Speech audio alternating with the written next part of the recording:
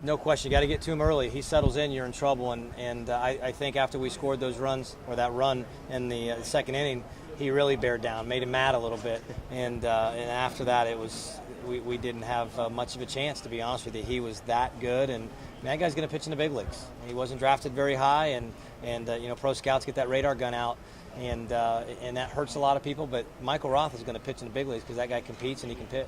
Coach, talk about the foundation this lays for Kent State baseball. What are some of the things you're most looking forward to building off of for next year? Well, it's just really exciting. I mean, we're not going to change what we do. We're still going to recruit the same type of kids. We're still going to stay in Northeast Ohio and Western Pennsylvania.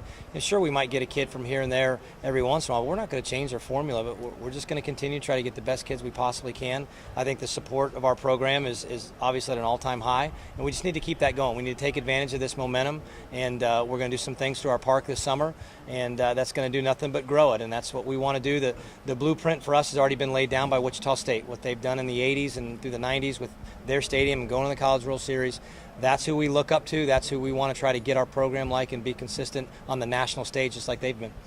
And Kent State has won 4 MAC titles. I mean, you have talented players each and every year, but this year everybody kept talking about the chemistry of the team.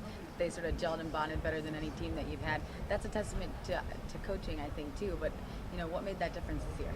Well, again, if I knew why we're here, I mean, I'd write a book and I'd retire. I mean, I don't. Our team found a way to bond together, and we were a tight group, and I just got done talking to them. And early in the year, we had some ups and downs, and there were some days they didn't like me very much, but we tried to push them and we tried to challenge them, and they responded the right way. We had great senior leadership. They did things the right way, and no one believed that we could be here, and we proved everybody wrong, and it just makes us all very proud.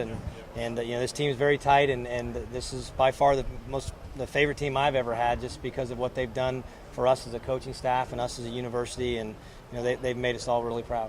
So the week and the day that you've been here, spent here in Omaha, you look back week, month, year from now, what are you going to take away from your week in Omaha? Just the walk to and from the stadium, my family being here, and on the off days we would walk down to eat at a restaurant or go through the tents and just see the atmosphere and how much people love this event, and the crowds in the stands. It's just an unbelievable event, and it's done perfectly. And this stadium, I know people are sentimental about Rosenblatt, and I am a little bit too, but they didn't miss a beat in the stadium. There's nothing they left out. It is a perfect baseball park, and the city of Omaha is the perfect place for this. I'm so glad it's going to be here for as long as they sign that contract, but it should never leave, and it's just a special place. And again, when you say Omaha, everyone knows what you're talking about. It's not just a city in Nebraska. It's synonymous with the College World Series, and this town has made it special. And again, our kids are going to fight like crazy just to try to get back here. Coach, even though you and your team have been insulated here, how much of a sense do you have of the interest that you have created back in Kent around Kent State baseball? Yeah, I don't think that we really understand it. I've gotten a lot of text messages and emails with videos of people having parties at their house and at the restaurants downtown in Kent, and I keep hearing, you're not going to believe it when you see it. And it's really special. It really is to have that much support, and the emails that our rival is the Akron Zips, and the emails that we've gotten from Akron Zip fans, and I mean that's amazing. And those two teams, it's like any rivalry. It's a great rivalry, but it's one of those things we love to hate each other, and it's good for college sports. But those fans they've embraced us because it's Northeast Ohio, and we're kind of in this together. The Kent baseball faithful, the real hardcore, feel like you're the hot coach around the country, and they don't want to lose you. They want to make sure you're going to come back. Well, I'm at my alma mater. I mean, I met my wife here, and we've raised a family here. We love Kent State, and that's what I can tell you is I love Kent State University, and you never know what's going to happen. You never say never, but I love Kent State University. That's what I can tell you. Coach, you're saying about your seniors, and Jimmy Ryder went over 350 hits. Hasn't been done a lot in the history of college baseball. What made him such a great college hitter? You know what, Jimmy, when you look at you grade out his tools, he doesn't do anything great. He just does everything really good, and when you add that together, it makes him a great baseball player. He's the best baseball player I've ever had, and I've had some great ones at Georgia Tech and Vanderbilt and at Kent State. He's the best baseball player I've ever had. He's the equivalent of a Jim Rat in basketball. He just always is around it. He does everything the right way. He fields every single thing that's hit to him. He hits everything on the barrel. He's a clutch player. He's the greatest kid in the world. I always joke with his dad when I see him. I say, "Boy, your son's really a handful." And yeah, well, I'm really going to miss him. That's for sure. But you move on. Your seniors, they're a big part of the program. They leave a legacy behind, and then you've got to replace those holes. But replacing David Starn, Jimmy Ryder, David Lyon, Ryan Mace, Joe Koch, that's tough to do. Those are 5 great seniors, but you know what? Year in and year out, we found a way to replace guys, and we'll survive, and we're going to find a way to replace them.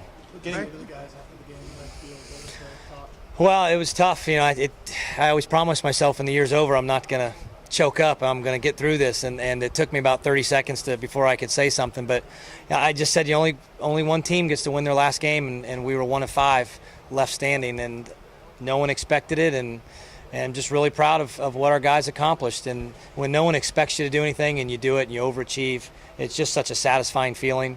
And I think our kids did prove on the national stage that we belonged here. We've earned a lot of respect along the way. Every place that we've been, I think people, when we leave, they understand that we're a great program. Our kids play the right way. You don't see kids throwing their helmets and doing things that they shouldn't be doing. I mean, our kids play hard. We got the highest GPA here. Very proud of that. Our APR is in the top in the country. So we're doing things the right way with homegrown kids, and that's what I'm proud of, and that's what I told them. We've done things the right way, and when you do things the right way, it usually pays off. Back to the game a little bit. A couple times during the series, not just today, you had runners on base, 1 out, and then just couldn't get the one. Can you kind of talk about today and, looking back over the series in those situations, how those kind of played into just how the season ended up? Well, when you got a chance to score with runners in scoring position, you got to find a way. And again, today, you tip your hat to Michael Roth. He was that good. And, he just didn't give us anything to hit. There weren't very many hard hit balls, that's for sure. And he just finds a way to miss the barrel and keep guys off balance. And today I thought maybe we pressed in game 1 against Arkansas. Against Florida, their pitchers were a little bit overpowering. When we got some guys in scoring position, they were able to shut us down and keep the game close. But today, Michael Roth, he just pitched his way out of it.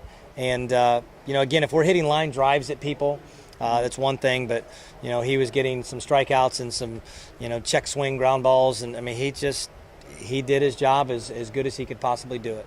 How important was it to get Koch that at bat at the end?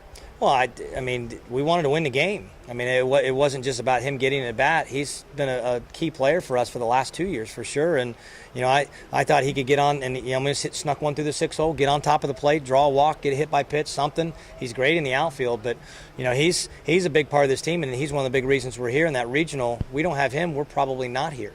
So that was half strategic and half because he's a 5th-year senior and he deserves it. But if it's 2-1, he's probably in there. It doesn't matter. He's going in there to do a job, and he almost did it. Did you know it was going to be rough after you left the ballpark, or were you at dinner? I was at dinner when I got the text message that he was pitching, and I raised my eyebrows a little bit. But hey, once I talked to Coach Tanner this morning, when your senior goes to you and says, "I want the ball, Coach," what are you going to say? You're going to give him the ball, and he was. That's a lot of he respect. was outstanding. That's a lot of respect for you guys. Were there any scenarios where you might have gone with Starn out of the bullpen? No. That was not going to happen at all? No. Well, number one, starting because Tyler Scalina, we knew he would be that good. No, David had his spikes on, but I didn't have him up on the board. Who knows? But we weren't planning on using him. It was a long shot. Yeah, it was a long shot to use him, but we felt great about Tyler Scalina, and you saw why. He's outstanding, and he's only a sophomore. That's the fun thing about it. That guy's going to be back next year. Did your phone go dead after you got that text? My phone went dead right before the game. It really did, and so yeah, it's I don't know what's going on. I'm going to have a lot of people wondering why I'm not getting back to him, but my phone is.